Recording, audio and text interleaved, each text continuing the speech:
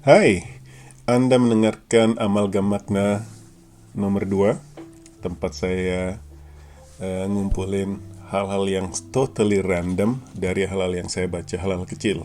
Saya menyebutnya ini meta reading, karena kalau kita anggap membaca buku adalah membaca yang utama, ini adalah meta reading, membaca yang membantu usaha membaca utamanya lebih inform atau lebih terarah. Artikel yang akan saya tampilkan pertama judulnya Start with the Map dari New Yorker yang nulis si David Mitchell. Konteks sedikit ya. David Mitchell ini seorang penulis dari Inggris kelahiran tahun 69. Bukunya yang terkenal yang sudah menjadi film yaitu Cloud Atlas dan banyak buku lain misalnya Thousand Years of Jacob the Zoot or something like that. Bukunya sudah menjadi shortlisted in Booker Prize dan sebagainya. Cukup ternama. Sayangnya saya belum banyak baca buku dia, tapi saya sudah banyak baca artikel-artikel semacam ini. Jadi artikel yang cocok untuk dimasukkan ke serial Amalgam Makna ini. Selain artikel-artikel tersebut, baik yang ditulis tentang dia maupun yang ditulis oleh dia, ada juga interview-interview yang lebih menampilkan sosok personalnya dia dan cukup menarik untuk didengarkan karena latar belakangnya sebagai orang Inggris dengan sense of humor yang cocok buat saya, self mocking or something like that, plus self-deprecation, tapi juga dia ternyata terekspos juga dengan dunia atau budaya yang bukan dari budaya asalnya, karena dia pernah tinggal di Jepang, dia menikah dengan orang Jepang. Kalau nggak salah dia bisa sedikit banyak bahasa Jepang juga. Terus kalau di interview itu jawaban-jawabannya seringkali mengejutkan atau seringkali tidak terduga, original, dan ini yang saya suka dari sosok-sosok penulis. Kalau jawabannya udah pasti bisa ditebak, ya udah hilang perhatian saya. Nah, di artikel ini dia menulis proses dia pertama kali waktu kecil menciptakan cerita. Jadi jangan disebut menulis dulu, karena menciptakan cerita itu tidak harus menuliskannya dalam bentuk kata-kata, karena dia memulainya dengan membuat peta. Dia menyebutkan beberapa buku yang pada masa kecil mempengaruhi dia untuk atau mendorong dia untuk ingin menciptakan sebuah dunia khayalan. Dan secara instinktif mungkin ya, untuk menunjukkan sebuah dunia ya harus ada representasinya, yaitu peta yang menunjukkan satu tempat relatif terhadap tempat-tempat lainnya. Dan dia bilang sampai cukup lama cerita yang sedang dia buat itu bentuknya cuma peta. Ini semacam exercise in world building. Tapi dia juga bilang self-deprecatingly seperti biasanya orang Inggris, bahwa jangan-jangan ini memang untuk menunda-nunda aja, a displacement activity. Jadi saya takut menghadapi kertas kosong dan menuliskan cerita-cerita, jadi akhirnya saya buang-buang waktu dengan menciptakan menggambar peta. Tapi dia bilang juga dengan menggambar peta kita jadi bisa membayangkan tempat yang akan kita tulis itu seperti apa, bagaimana rasanya berada di dalam sana, apa aja yang ada di dalam situ, terus apa aja yang bisa membantu action atau adegan yang ingin dia tampilkan. Nah, justru adegan-adegan atau ide-ide soal-soal adegan itu muncul ketika kita berusaha menggambarkan untuk diri kita sendiri dalam bentuk peta. Terus dia bilang, kebanyakan dari informasi yang saya tulis di peta ini nggak masuk ke dalam hasil akhir bukunya nanti, tapi itu nggak masalah karena dia seperti scaffolding, seperti alat bantu yang membuat, misalnya kita sedang membangun gedung bertingkat, maka kita akan membangun semacam apa ya namanya, waduh nggak tahu, sok tahu aja deh, yang membantu kita untuk bisa naik ke tingkat berikutnya, dan ketika tingkat berikutnya udah ada, bisa menjadi landasan untuk tingkat yang selanjutnya. Belibet juga nih ngomongnya. Terus dia bilang kadang-kadang juga ketika membangun dunia itu di dalam peta, terus dituliskan, dan ketika dia menemukan hal yang nggak cocok misalnya, sebaiknya pindah aja nih tempatnya, karena ada hal yang nggak logis. Ya udah dilakukan aja, jadi semua iterasi sebelumnya diganti dengan iterasi yang selanjutnya. Ini sama sih sebenarnya dengan pengalaman saya menulis software, bahwa kita tidak langsung jadi. Ada proses iteratif di situ, mengulang, kadang-kadang membuang yang sudah dibuat karena ketemu hal-hal baru di iterasi berikutnya. Nah, menarik. Saya merekomendasikan untuk baca artikel ini. Nanti linknya lihat di show notes ya. Ngomong-ngomong soal peta, di episode yang lalu saya nyebutin saya sedang mendengarkan audiobooknya biografi Tolkien. Nah, kali ini sudah sampai ke bagian dimana dia mulai, atau ide-ide, bibit-bibit ide Lords of the Ring mulai muncul. Dan ada dua hal yang ingin saya catat sekarang, karena mungkin saya pengen bikin episode khusus buat buku itu sendiri. Tapi dua hal yang ingin saya catat, pertama soal peta ini. Lords of the Ring itu awalnya dibuat atau diciptakan sama dia buat menghibur anak-anaknya yang masih kecil, berupa dongeng, yang tentu saja dihubungkan dengan interestnya dia secara akademis dalam bidang filologi, ilmu bahasa dan sebagainya, dan mitologi Nordik. Terus akhirnya dia tergerak untuk membuat peta, sama seperti si David Mitchell ini. Dan selama bertahun-tahun Lords of the Ring itu hanya dalam bentuk peta ceritanya. Poin kedua adalah si Tolkien ini ternyata sangat ambisius dalam agendanya atau dalam proyek menulisnya. Jadi dia ingin sebuah buku yang berbobot, dalam arti isinya itu tidak sekedar hiburan. Jadi dia ingin mengisinya dengan segala pengetahuan dia soal bahasa, soal mitologi dan sebagainya. Dia ingin menciptakan buku semacam itu. Tetapi di satu sisi yang lain, dia ingin menciptakan buku yang dibaca banyak orang. Dia tidak ingin menciptakan sebuah artikel jurnal yang hanya dibaca oleh orang-orang, sedikit orang yang paham soal itu secara akademis. Jadi dia tidak ingin membaca buku yang berat. Nah, dua hal ini adalah hal yang menurut saya sulit, tapi si Tolkien sudah berhasil membuktikannya bahwa buku dia itu bisa bahkan menjadi film sukses.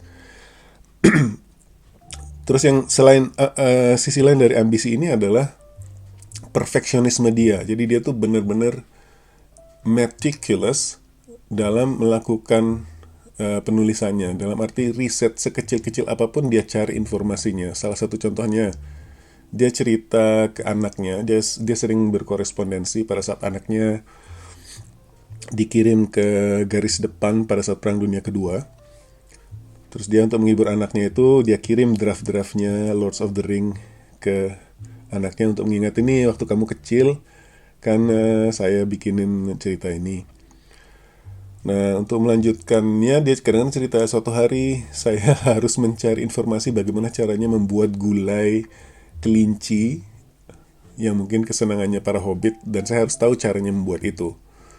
Terus dia harus tahu bagaimana posisi bulan posisi cahaya bulan di langit di tempat ini, di tempat tertentu, ketika bulan tertentu dan sebagainya. Jadi sedetail itu, dan dia bisa merubah draft yang sudah hampir dimasukkan ke penerbit hanya karena dia nggak puas dengan detail-detail yang ada di situ. Dia ingin buku yang dia keluarkannya itu sempurna, yang membuat pembacanya bisa tenggelam ke dalam dunia yang dia buat itu. Jadi another exercise of word building, seperti yang disebutkan si David Mitchell tadi. Ya tentu saja ambisi dan perfeksionisme ini punya sisi lain, yaitu itu membuat si Tolkien ini proses menulisnya tuh sangat lama. Dan dia ternyata, ini baru saya tahu juga, bahwa dia ternyata temannya si C.S. Lewis yang menciptakan Narnia. Dan dia melihat Narnia itu ditulis dengan sangat cepat dibandingkan dengan cara dia menulis, dan itu yang membuat pertemanan mereka yang awalnya sangat akrab menjadi merenggang. Tapi itu nanti deh. Saya nggak mau cerita banyak soal buku itu karena saya belum selesai juga, dan mungkin bisa jadi episode yang lebih lengkap nanti. Nah, artikel selanjutnya judulnya Neil Stephenson's Mad World. Ini sebuah resensi buku, kalau nggak salah dari New York Times. Buku yang diresensi judulnya Termination Shocks. Sedikit konteks siapa Neil Stephenson ini. Neil Stephenson ini seorang penulis sci-fi, scientific fiction, dan ternyata ada lagi subgenre dari sci-fi, yaitu speculative fiction. Kadang-kadang novelnya itu disebut juga sebagai novel cyberpunk, post-cyberpunk, dan sebagainya. Saya nggak banyak tahu dari Neil Stephenson, tapi saya ingat waktu kuliah dulu ada seorang temen yang fans banget sama dia, dan dia nunjukin buku yang judulnya Snow Crash atau Johnny Mnemonic kalau nggak salah. Neil Stephenson ini umurnya sekarang 62, jadi dia sudah berkarya sejak tahun 84. Dan bukunya ini adalah buku yang banyak dibaca oleh orang-orang yang kemudian menjadi petinggi-petinggi teknologi, tren teknologi. Jadi bukunya ini dibaca oleh Bill Gates, oleh Sergey Brin yang menjadi bosnya Google, oleh Peter Thiel, dan sebagainya. Bahkan kalau nggak salah siapa yang punya Facebook itu yang memakai kata metaverse sekarang. Metaverse ini awalnya istilah metaverse ini ditulis pertama kali oleh Neil Stephenson di novelnya yang judulnya Snow Crash. Jadi kalau memang kita bukan orang yang sering membaca sci-fi seperti saya juga nggak banyak baca bukunya Neil Stephenson, tapi mau nggak mau kehidupan kita dipengaruhi secara tidak langsung oleh karya-karya dia, karena karya-karyanya dia ini banyak mengilhami orang-orang yang sekarang besar dan mempengaruhi dunia dengan teknologi, dengan karya-karya teknologinya. Nah, buku Termination Shock ini soal apa? Karena ini bukunya yang terbaru ya.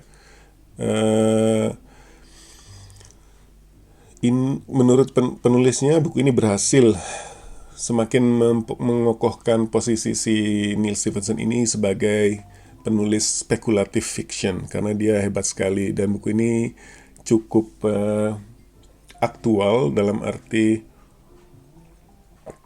barusan ditulis, dan tema utamanya adalah soal climate change, climate krisis, perubahan cuaca. Dan juga ada elemen-elemen seperti pandemi, COVID di mana-mana.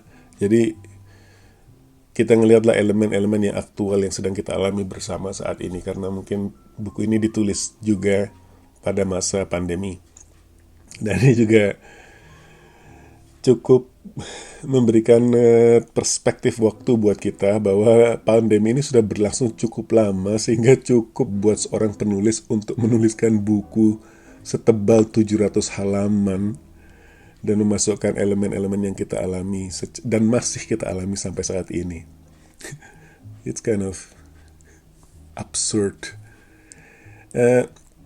Iya, jadi fans dari Neil Stephenson ini menyukai karya-karyanya karena dia mendeskripsikan benda-benda fiktif itu dengan sangat lengkap. Jadi misalnya ada 20 halaman yang cuman menggambarkan bagaimana atau menjelaskan bagaimana The Giant Sulfur Gun works. Jadi di elemen ceritanya ada pistol sulfur besar yang dipakai oleh tokoh utamanya, dan buku ini menjelaskan secara mendetil bagaimana cara bekerjanya pistol itu. Dan mungkin kita bisa menebak, mungkin jangan-jangan ini kayak baca Wikipedia, tetapi si reviewernya bilang jangan khawatir, tetap menarik. Dan tentu saja saya menebaknya orang yang membaca buku-buku dia adalah orang-orang yang sangat berorientasi kepada detail. Kalau kita cuma ingin terhibur, mendapatkan cerita yang ya menghibur saja, mungkin buku ini bukan untuk Anda. Bayangin Bill Gates dan bosnya Google baca buku-buku dia, tentu saja ada level of detail yang berbeda dari buku-buku kebanyakan.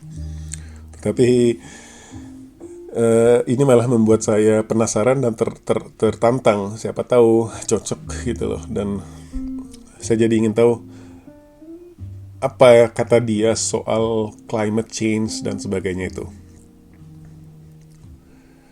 Yes, baca sendiri artikelnya, yang link nanti saya akan kasih tahu. Nah, Anda mungkin suka musik seperti saya, dan saya kadang-kadang menggunakan musik dalam bekerja. Dan saya amati ternyata saya sering menggunakan musik sebagai latar belakang dan menyesuaikannya dengan jenis-jenis aktivitas yang saya lakukan. Misalnya kalau saya melakukan sebuah tugas atau sebuah kerjaan yang sudah sangat terdefinisi, jadi tinggal dieksekusi aja, itu musik metal, terutama metal yang sudah saya kenal, itu sangat efektif karena dia seperti menjadi semacam benteng suara yang menutup atau yang mengurung panca indera saya supaya fokus kepada tugas yang sedang saya lakukan. Tetapi kadang-kadang kalau kita sedang brainstorming semacam itu, atau aktivitas yang lebih membutuhkan kreativitas karena dia belum terdefinisi, ada banyak keputusan-keputusan atau definisi-definisi yang harus kita lakukan dalam aktivitas itu. 1-2 kali minggu terakhir ini saya ketemu bahwa musiknya Radiohead, yang band yang selalu saya suka dari dulu, ternyata sangat efektif, dan terutama albumnya yang berjudul In Rainbows. Entah kenapa, menurut saya ini album kedua terbaik sesudah OK Computer. Tapi itu juga karena OK Computer ada unsur nostalgisnya buat saya di akhir-akhir tahun 90-an. Tapi itu topik yang berbeda ya. Terus saya pikir-pikir, ya udah, kadang-kadang kita menyukai suatu album terus kita nggak dengerin lama, akhirnya kita dengerin lagi, terus menemukan semacam kesegaran atau ketertarikan lagi terhadap musik yang sudah kita tahu tapi lama kita nggak dengar. Nah, ini yang saya alami dengan In Rainbows gitu. Nah, manusia itu memang cenderung untuk melihat pattern ya, melihat pola apa yang terjadi dan berusaha nyambungin pola itu. Karena entah kenapa saya akhirnya ketemu artikel yang judulnya How Johnny Greenwood Wrote the Year's Best Film Score. Kalau Anda fansnya radio, tentu Anda sudah tahu bahwa Johnny Greenwood adalah gitaris, adalah salah satu musisi band itu. Tom York adalah ikonnya, vokalis, dan yang suaranya atau lolongan-lolongannya sangat khas. Wajahnya, komitmennya ketika dia bernyanyi, ketika dia menampilkan lagunya, full komitmen 100%. Seperti seluruh gerak-gerik badannya itu memancarkan musik yang sedang dia lakukan. Tetapi Johnny Greenwood ini di belakang layar adalah pendorong musikalitas si band ini, si Radiohead.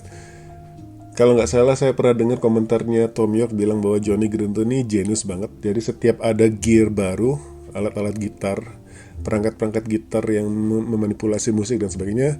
Si John ini cepat, tanpa ngelihat manualnya langsung dia pakai, dia eksperimen sampai ketemu, akhirnya menciptakan karya baru.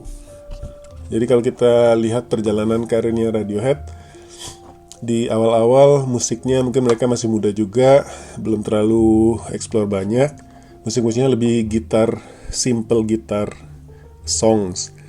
Tetapi ada masa seperti Kid A dan sebagainya yang membuat penggemar gitar nggak terlalu suka karena nggak ada gitarnya sama sekali. Yang ada adalah alat-alat elektronik itu tadi. Dan saya merasa mungkin ini adalah salah satu periode di mana si orang-orang ini, terutama Jonny Greenwood, sedang eksperimentasi besar-besaran kepada hal-hal baru yang mereka temukan. Nah, tapi menurut saya si album In Rainbows ini yang kalau nggak salah 10 tahunan yang lalu lah kira-kira, mereka sudah mulai dewasa, sudah mulai mature, eksperimentasinya sudah matang, dan yang menarik buat saya di situ ada gitar, di situ ada elemen-elemen yang dari elektronik juga, beat-beatnya yang hipnotis. Yang saya tangkap dari buku itu dari album itu adalah mereka berhasil menggabungkan hal-hal yang familiar yang membuat kita nyaman mendengarkan musik, seperti musik-musik pop kebanyakan, tetapi juga ada hal-hal yang mengusik, hal-hal baru yang ditampilkan dengan paduan yang cukup bagus yang membuat kita tetap tertarik untuk terus mendengarkan, tapi juga kita nggak bosen karena kita merasa oh ini klise nih, kita udah dengar bolak-balik. Entah kenapa sambil mendengarkan itu sebagai background, saya merasa lebih kreatif ketika mendengarkan itu pakai headphone dan mencoret-coret di tablet. Banyak sekali hal-hal baru yang muncul di kepala saya. Jadi ya gitu ya, mungkin otak kita ini punya kemampuan yang disebut mimikri, yang menirukan apa yang diekspos ke kita, apa yang kita dengar, apa yang kita lihat dan sebagainya. Jadi saya merekomendasikan kalau yang belum kenal Radiohead, aduh kok bisa sih, mulailah dengan OK Computer dan kemudian dengan In Rainbows. Nah, di artikel ini si Jonny Greenwood ternyata memiliki profesi sampingan sebagai komposer konser dan sebagai pencipta musik-musik latar untuk film. Kalau misalnya kita mendengarkan musik latarnya Harry Potter atau musik latarnya Downton Abbey, itu baru beberapa detik di depan aja kita langsung terbawa ke kenangan ketika kita melihat film-film itu. Jadi film-film yang ikonik biasanya punya musik-musik yang ikonik juga. Ya ini nggak heran sih kita membaca atau kita mendengarkan musik, kadang-kadang kita terbawa ke masa-masa di mana kita mendengarkannya pertama kali. Ini terutama terjadi ketika kita masa remaja, kita masih punya banyak waktu untuk mengkonsumsi musik-musik secara intens, dan ketika kita mendengarkan lagi kita seperti nostalgia kembali ke masa itu. Dan efek yang sama ternyata juga ada untuk musik-musik latar film. Jadi yang menarik dari artikel ini adalah si Jonny Greenwood ini sudah melakukannya cukup lama, walaupun awalnya masih kecil-kecilan, tetapi seiring perjalanan musikalitas bandnya, dia sendiri mengembangkan dirinya untuk bisa masuk ke dunia composing, ke dunia penciptaan musik untuk latar. Dan saya semakin respect sih, menurut saya ini adalah satu contoh band yang tidak stuck di masa mudanya saja dan terus berkembang seiring umur, seiring perkembangan zaman dan lain sebagainya. Saya jadi tertarik untuk melihat film-film yang dia bikinkan musiknya. Kalau nggak salah, ini nggak ada di artikel ini, tapi seingat saya Norwegian Wood-nya Haruki Murakami ketika dijadikan film, kalau nggak salah itu Jonny Greenwood yang menciptakan musiknya. Yes, jadi kalau mau mencoba menyimpulkan amalgam makna kali ini, menurut saya benang merahnya adalah proses kreatif dari macam-macam media. Terus hal yang abstrak seperti menuliskan fiksi ternyata butuh juga benda-benda fisik seperti peta dan sebagainya. Menarik juga menurut saya ini, walaupun hampir semuanya atau kedua penulis tadi belum banyak saya baca, kedua artikel ini justru meningkatkan minat untuk membacanya. Tetapi masalah apa itu akan terjadi atau tidak tergantung bisa jadi tergantung jodoh juga ya, karena so little time, so much to read. Mungkin para pembaca bisa, atau para pembaca yang lain merasakan keresahan yang sama. Ada begitu banyak buku-buku di dunia ini yang ingin kita sentuh, tapi begitu sedikitnya waktu dan begitu sedikitnya energi dan sebagainya. Ya udah gitu dulu, nanti lihat show notes-nya ya untuk lihat artikel-artikel itu. Dan sekali lagi saya nyaranin dengerin coba Radiohead in Rainbows. Oke deh.